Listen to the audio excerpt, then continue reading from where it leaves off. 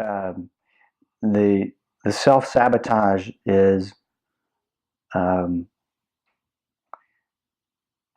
in the form of distraction.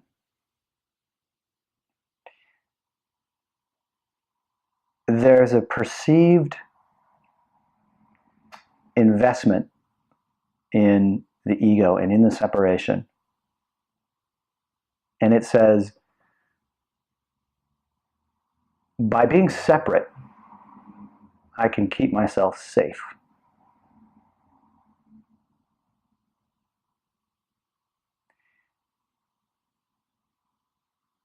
It's not actually true in the end,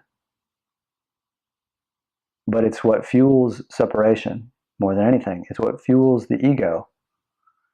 The egoic, individuated mind looks upon the world and sees this vast place that is, despite some of its beauties and charms and pleasures, also a place of overwhelming opportunity for lack and suffering. Vast forces that conspire to against you, essentially. And on some level, there's even a part of your mind that knows no matter what you do, you're going to lose.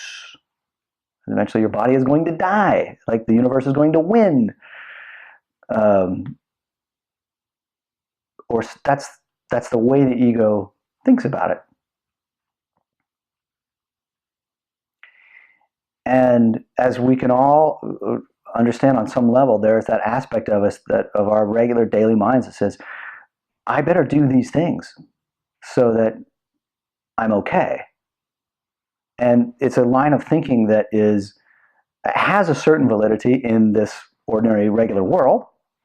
But when we're beginning to talk about awakening and spiritual truth and things like that, then it's a line of thinking that eventually has to become questioned in some respects.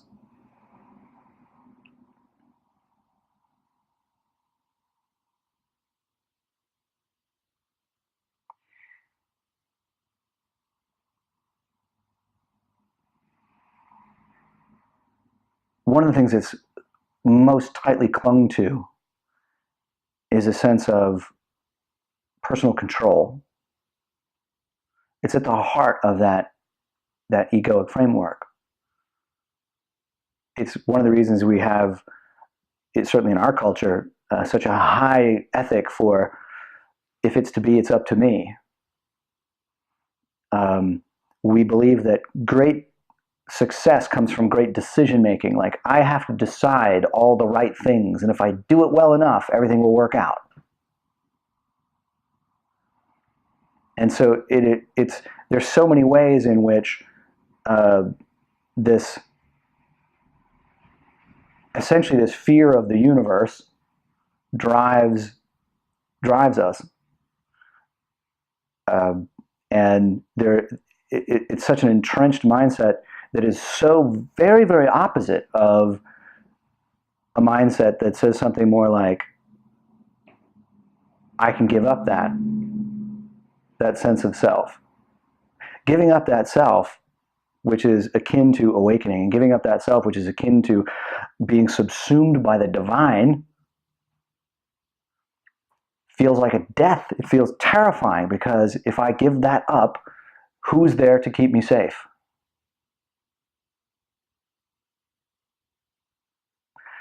Which is how we get to the extraordinary perception that God will hurt.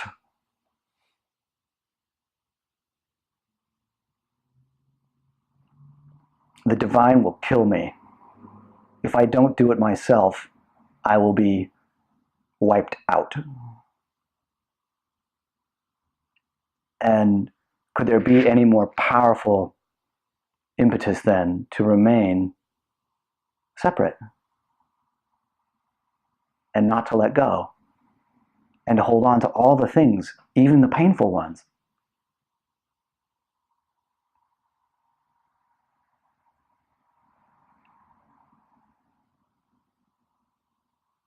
when letting go and touching that divine literally feels like annihilation and therefore terrifying.